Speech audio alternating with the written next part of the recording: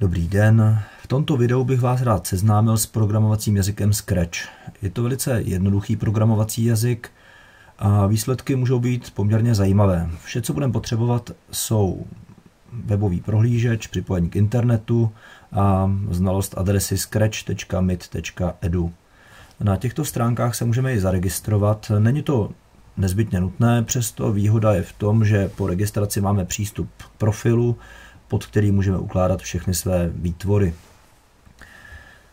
Pokud budeme chtít tvořit, klikneme na ikonku Tvořit a objeví se nám prostředí, ve kterém budeme vytvářet postavičky, scénář a u všech prvků můžeme vytvářet program, který bude postavička nebo scénář vykonávat. Postavičku můžeme obohatit o kostým, můžeme doplnit zvuk, který postavička bude vydávat. Začal bych jednodušší částí, kterou je grafická podoba programu. U scénáře máme možnost vytvářet vlastní scénář, tedy vlastní podobu toho, jak bude vypadat scéna, ve které se děj příběhu bude odehrávat, ve kterém poběží program. Pro kreslení můžeme používat štětce, můžeme používat barvy, můžeme používat obdélníky, kružnice, elipsy, text, všechny nástroje, které známe i z jiných grafických programů. Nebo druhou možností je vybrat si přednastavenou scénu. Je jich tady velké množství, můžeme i filtrovat podle tématu. Já zvolím třeba tady schodiště. Načetlo se mi prostředí a dalším krokem bude vybrání postavy. I tady můžeme používat vlastní tvorbu, postavičku, kterou mám k dispozici přednastaveně kocoura Scratche, můžu smazat a maže se přes pravé tlačítko a následně můžu vybrat ze seznamu postavičky. Pokud bych chtěl vytvářet vlastní postavičku, přes štětec v této části vytvořím kreslenou postavičku, můžu nahrát nebo vyfotit fotografii. Kreslící nástroje jsou stejné jako u scény, to znamená štětec. Máme tady čáru, obdélník, kružnice, text, výplň, gumování, přesouvání objektu. U postaviček je velice důležitá i tato ikonka, protože pomocí ní určujeme středový bod objektu. Při otáčení potom může nastat nepříjemná situace, kdy postavička se otáčí okolo středu, který je mimo ní a může se dostat jinam, než bychom očekávali. Já zůstanu u přednastavených postaviček, vyberu si zvířátka, můžu zvolit třeba tohoto netopíra. Postavička se objeví na scéně a já už s ní můžu pohybovat. Naším cílem by bylo ale to, že postavička nebude přesouvána pomocí tažení myší, ale bude reagovat na kurzorové šipky. Nahoru, dolů, doprava, doleva. A hned si ukážeme, jak na to. U každé postavy máme 3 záložky. Scénář, ve kterém vytváříme program, kostým, zvuky. Pokud chceme, můžeme zvuky nahrávat, načítat ze souborů uložených v našem počítači nebo používat zvuky z knihovny. Zvuk vyvoláme následně událostí, což může být zmačknutí klávesy, pohyb postavy, náraz do jiné postavy, náraz do zdi. Kostýmy se mohou průběžně měnit, to si hned ukážeme, a ve scénáři vytváříme, jak už jsem říkal, program, co všechno daná postavička bude dělat. Prvním krokem, abychom vůbec postavičku aktivovali, musí být událost, která odstartuje to, co postavička bude dělat. Máme tady celkem 10 základních podskupin ovládacích prvků, máme tady událost nebo metody, které říkají, jak se postava bude chovat, jak se bude pohybovat, jak bude měnit vzhled, jaké zvuky bude vydávat, co bude kreslit, zda bude kreslit nebo ne. Velice důležité jsou i proměnné, také si ukážeme. Můžeme vytvářet proměnné, následně načítat, měnit. Událost, to je ta startovní událost, která odstartuje děj, ovládání, máme tady všechny základní prvky, které známe i z jiných programovacích jazyků, jako je podmínka, větvení funkcí, máme tady cyklus s podmínkou nebo bez podmínky, nekonečný cyklus, který proběhne v určitém počtu. Máme možnost i klonovat, což je také užitečné, pokud chceme určitý objekt rozmnožit, chceme, aby se v našem programu objevil vícekrát, můžeme ho naklonovat a následně zase klon zrušit. Ve vnímání máme nástroje, které slouží k tomu, aby postavička vnímala svět kolem sebe. Dotýká se myši, dotýká se jiné postavy, dotýká se okraje, barvy, může odstartovat i nějaké stopky, může vnímat pomocí otázky a odpovědi. V operátorech máme matematické operátory, sčítání, odčítání, porovnávání, náhodné číslo a i pokročilejší matematické funkce, jak vidíte v této nabídce. A blok je určitý podprogram, který vyvoláme v jiném programu a nemusíme ho vypisovat vícekrát. To bylo základní seznámení s ovládacím prostředím Scratche a teď už pojďme programovat. První program, který uděláme, bude takový, že postavička, náš netopír, bude donekonečna měnit kostým. Ve scénáři si najdeme startovní událost. Buď bychom začali zmačknutím na libovolnou klávesu, můžeme dát i kliknutí, nebo cokoliv vybereme z této nabídky. Já vyberu po kliknutí na zelený praporek. A budu chtít, aby postava donekonečna měnila svůj kostým. Změnu kostýmu najdu ve vzhledu, kde máme položku další kostým.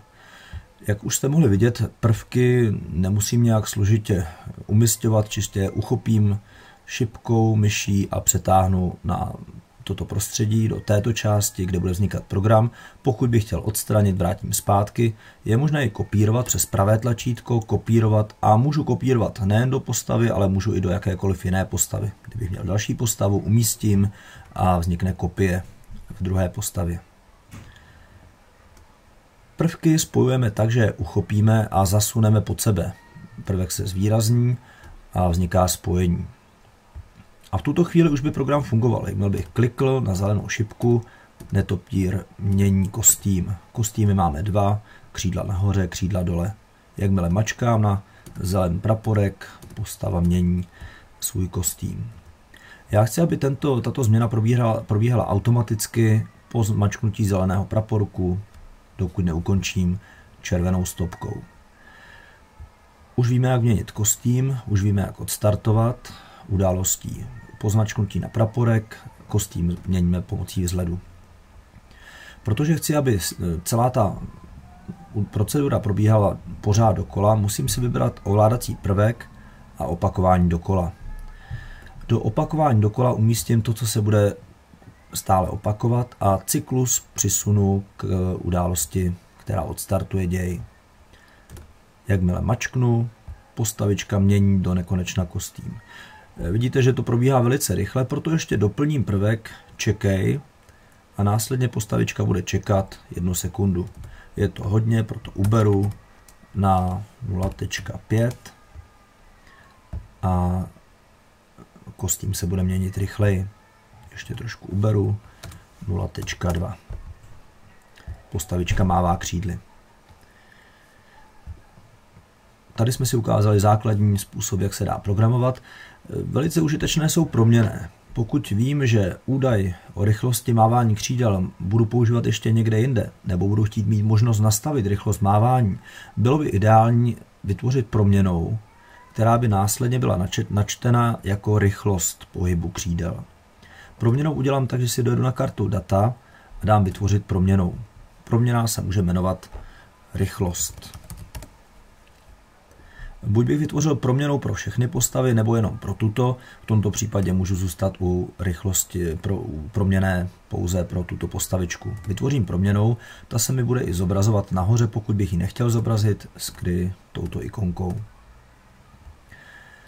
Bylo by ideální na začátku rychlost nastavit na nějakou přednastavenou hodnotu. Já můžu zůstat u 1, to znamená, že proměnná 1 by se následně používala jako rychlost mávání křídel.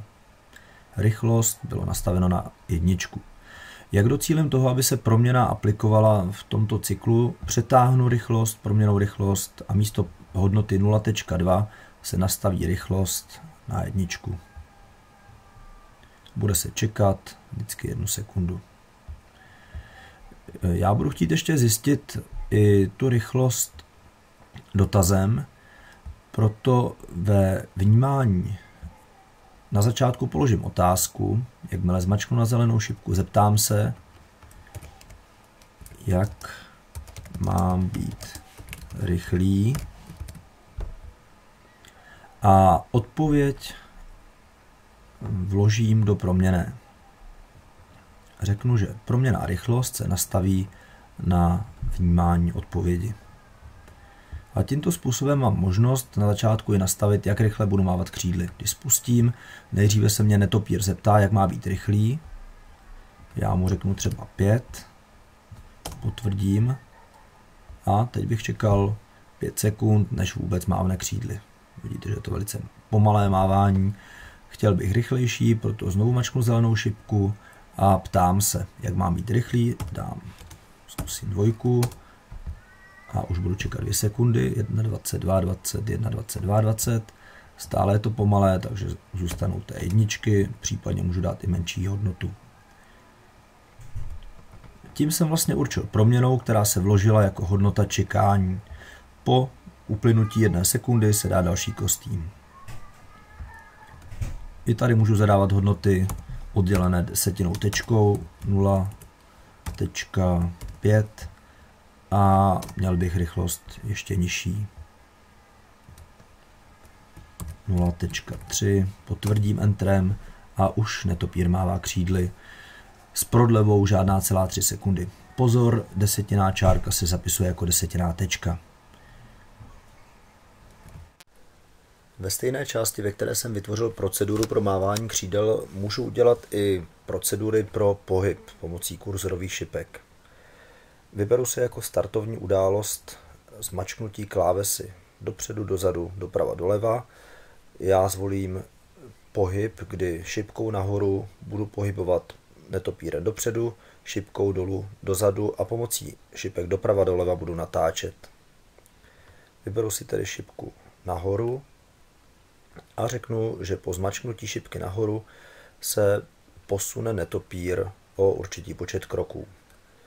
Dalo by se použít proměnné, které už jsem si vytvořil, rychlost. Pomocí rychlosti nastavím jednak mávání křídel, ale zároveň i posun v krocích. Nastavím rychlost a při mačkání šipky dopředu se netopír pohybuje. Zároveň i v 5 sekundách pohybuje křídly. Mohl bych udělat i cyklus, aby krok byl trochu delší. Řeknu, že operace proběhne několikrát. I tady bych mohl použít rychlost. Proměnná rychlost bude znamenat počet opakování posunu v krocích.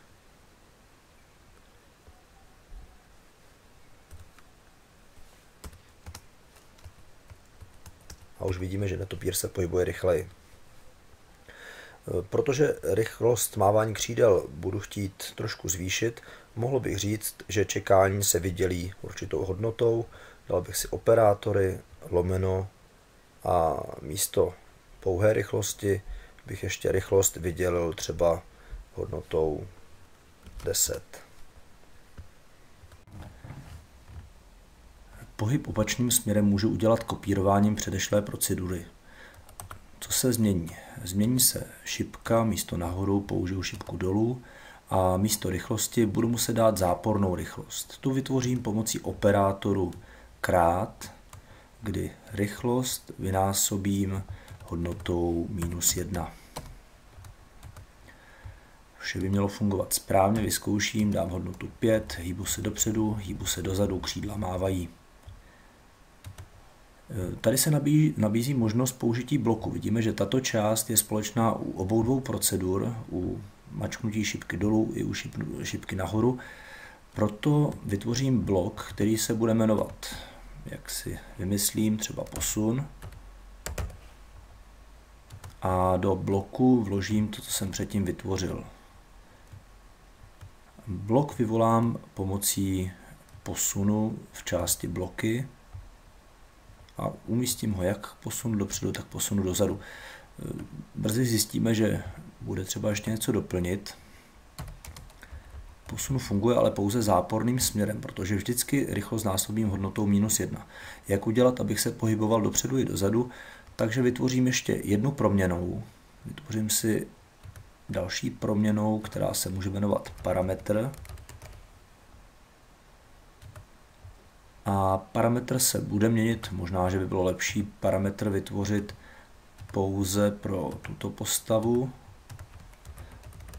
Parametr. A parametr zatím nemá žádnou hodnotu, ale já řeknu, že když mačkám šipku dolů, parametr se nastaví na -1 a při mačknutí šipky nahoru se nastaví na 1. A místo této fixně dané -1 vložím parametr. To znamená, že když mačkám šipku dolů, parametr se změní na -1 a následně se -1 vynásobí rychlost. Pokud mačknu šipku nahoru, parametr se změní na 1, proběhne celý blok, ve kterém už bude rychlost násobena pouze 1. A vidíme, že pohyb funguje správně. V našem případě jsem moc řádku neušetřil. Vidíme, že pouze tento prvek cyklus, ale kdyby za sebou probíhalo několik procedur, několik operací, podmínek, byla by úspora mnohem větší. Otáčení můžeme udělat podobným způsobem, jako jsme dělali posun dopředu a dozadu. I tady použijeme otočení pomocí šipky. Startovní událostí bude šipka doprava doleva a budeme místo posunu otáčet. I tady bych použil parametr, budu opět pracovat s blokem, proto si vytvořím parametr číslo 2. Raději vytvořím jenom pro tuto postavu.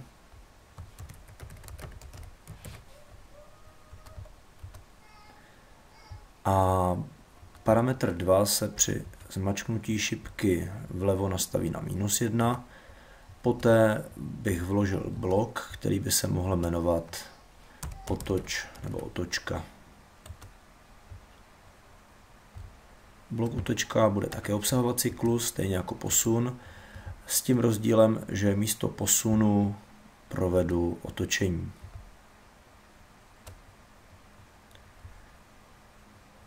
A místo parametru budu násobit parametrem číslo 2. Blok připojím k levé šipce, dojedu si na bloky, vyberu blok otočka a po zmačknutí šipky vlevo se parametr 2 nastaví na -1. Tento parametr vynásobí rychlost, provede se otočka.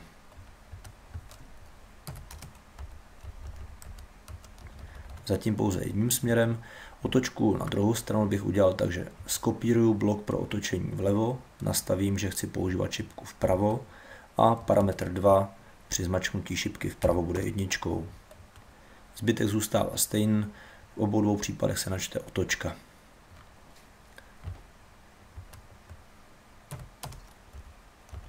A tady už vidíme výsledek, otáčející se a pohybující se netopýr, který současně mává křídly. Všimněte se i parametrů v této části, vidíte, že při mačkání šipek vpravo vlevo, nahoru dolů se mění proměnná. Rychlost jsem si nastavil na začátku na hodnotu 8. To je vše, co jsem chtěl v tomto videu ukázat. Vysvětlili jsme si, jak se používají scénáře, kostýmy, zvuky, jak se aplikuje scéna. Většina operací, které provádíme v tomto programovacím jazyce dá se použít i v jiném. Podmínky, cykly bychom našli ve všech programovacích jazycích. Stejně tak bloky najdou uplatnění i v opravdickém programování. Doufám, že vám toto video bylo v něčem užitečné a pokud se mi podaří natočit další, budu se v něm těšit na slyšenou.